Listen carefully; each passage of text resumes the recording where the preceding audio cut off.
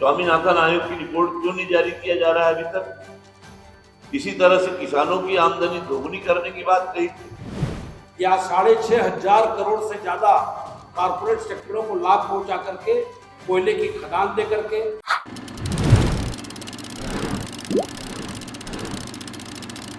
MSP सहित अन्य मांगों को लेकर किसान संगठनों समेत तमाम केंद्रीय यूनियनों ने आज देश भर में भारत बंद का आह्वान किया है। कांग्रेस किसानों के द्वारा बुलाई गई भारत बंद का समर्थन कर रही है। इसी कड़ी में नगर निगम सभापति और पूर्व महापौर प्रमोद दुबे, पूर्व विधायक धनेंद्र साहू ने प्रेस वार्ता की। उन्होंने कहा कि आज किसान लोग पूरे देश भर में आंदोलित हैं और उन्होंने आज भारत बंद का किसानों की ओर से आह्वान किया गया है, जिसका कि हमारी कांग्रेस पार्टी ने इस भारत बंद का स्वागत किया है, समर्थन दिया है और इसके लिए हमारे अखिल भारतीय कांग्रेस कमेटी के अध्यक्ष मल्लिकार्जुन खड़गे जी ने भी किसानों की सभी मांगों को जायज बताते हुए उनकी मांगों के साथ में यह भी कहा, अभी पिछले दिनों आगमन हुआ उनका अंबिकापुर में, तो राहुल गांधी जी की उपस्थिति में उन्होंने, यदि हमारी सरकार आती है तो इसके लिए जो मिनिमम सपोर्ट प्राइस है इसके लिए हम लोग कानून बनाएंगे, गारंटी देंगे और पूरे देश में मिनिमम सपोर्ट में हम लोग सारे फसलों की खरीदी करेंगे। आज आप सब भली भांति अवगत है कि 2 साल पहले भी यहाँ पर बहुत बड़े पैमाने पर इस देश में किसानों का आंदोलन हुआ था। उस समय भी पूरी तरह से संवेदना उनकी बन चुकी थी केंद्र सरकार की। इतना लंबा आंदोलन चला, 700 से ज्यादा लोग वहां मारे गए। कड़कती ठंड, बारिश, तूफान में भी किसान डटे रहे। उनको प्रधानमंत्री को उनसे चर्चा करने का अवसर नहीं मिला। जब 700 से अधिक लोग मारे गए तब उन्होंने चर्चा किया, एक कमेटी का गठन किया, लेकिन आज तक उस कमेटी की एक भी बैठक तक नहीं हुई। 2 साल तक दुर्भाग्य है और कोई निर्णय नहीं लिया गया किसानों के हक में। और आज लोग मिनिमम सपोर्ट प्राइस के बिना आज देश के किसान लूट रहा है। आज औने पौने दामों में अपने खून पसीने की कमाई को बेचना पड़ रहा है। अभी हम लोग देखते हैं कोई राज्य सरकार धान खरीदी कर रही है सपोर्ट प्राइस में, मुश्किल से 50% धान की खरीदी सपोर्ट प्राइस पर हो रही है। गेहूं की खरीदी मात्र 17% खरीदी हो रही है।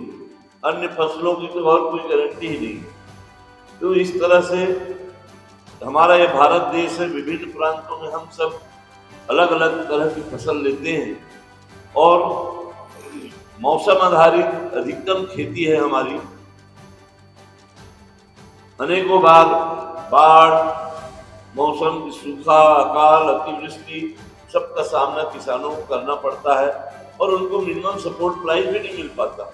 और यही अनाज, यही फसलें जब व्यापारी के गोदाम तक पहुंच जाती है तो मनमानी कीमत बढ़ा करके ये लोग खरीदी करते हैं। किसानों को कोई फायदा नहीं होता। बड़ी संख्या में देश में किसानों के द्वारा आत्महत्या की जा रही है।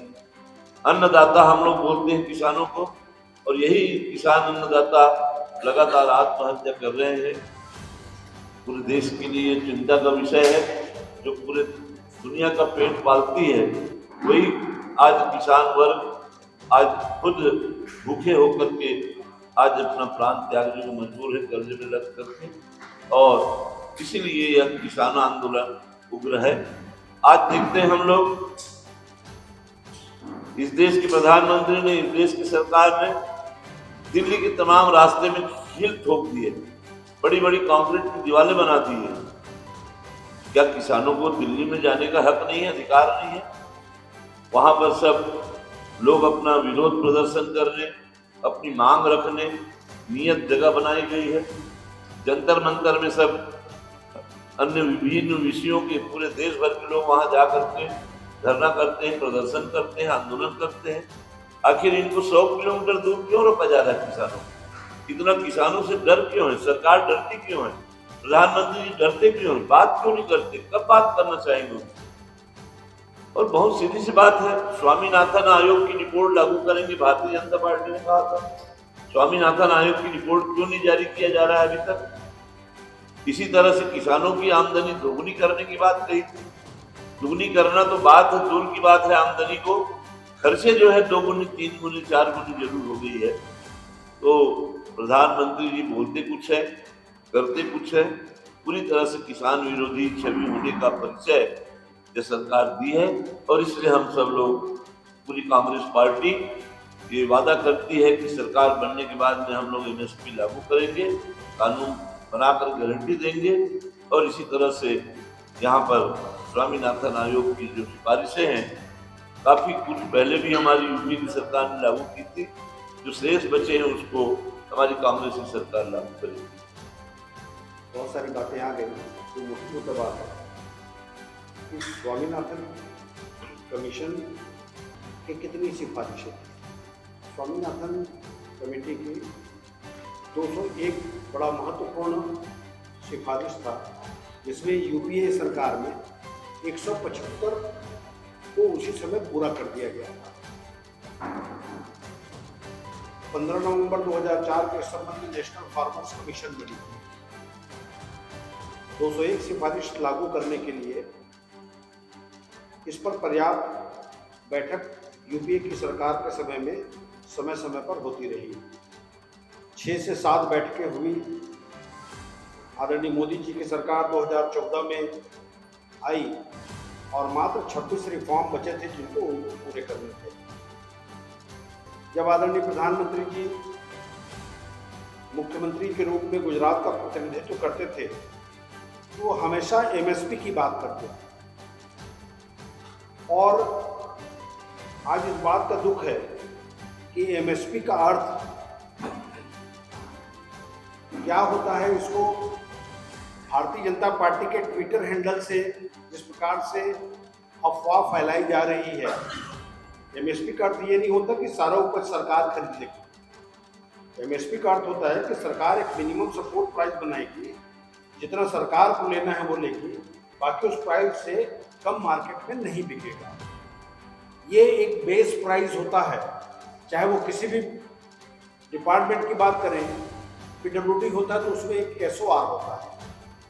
इसी प्रकार से मिनिमम सपोर्ट प्राइस के लिए भारतीय जनता पार्टी की सरकार ने जब अपना मैनिफेस्टो जारी किया, उस समय से स्वामीनाथन कमेटी की रिपोर्ट को पूर्ण करने की बात उन्होंने समय पर की। न केवल समय पर की, बल्कि सुप्रीम कोर्ट में उन्होंने एफिडेविट भी दिया कि हम सरकार में आएंगे तो हम MSP को लागू करेंगे। मुश्किल इस बात का है कि MSP इनपुट कास्ट प्लस 50% के वादे करके सरकार बनी और प्रधानमंत्री बनने के बाद उन सारी चीजों को दरकिनार कर दिया।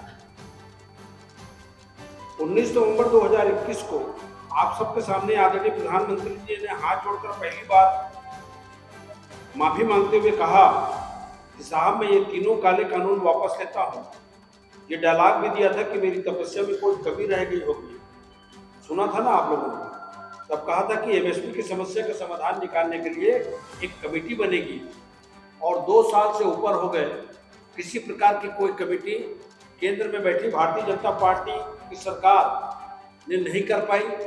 शायद इन 2 वर्षों में वो इलेक्टोरल बॉन्ड को बेचने के लिए व्यस्त रहे होंगे, क्योंकि चुनावों में मनमाने चंदा जिस प्रकार से कॉर्पोरेट सेक्टर से कानून की धज्जियां उड़ा करके जिस प्रकार से ली है, या 6,500 करोड़ से ज्यादा कॉर्पोरेट सेक्टरों को लाभ पहुंचा करके, कोयले की खदान दे करके, एयरपोर्ट दे करके उद्योगपतियों को लाभ पहुंचाने का जिस प्रकार से प्रयास भारतीय जनता पार्टी की सरकार ने किया है, जिसकी कलाई का सुप्रीम कोर्ट में आदरणीय जस्टिस साहब लोगों ने खोल दिया है, उससे ये बात तय हो गई कि केंद्र में बैठी भारतीय जनता पार्टी की सरकार यहाँ के लोगों को या तो मूर्ख समझती है, या तो यहाँ के किसानों को वो तुच्छ समझती है।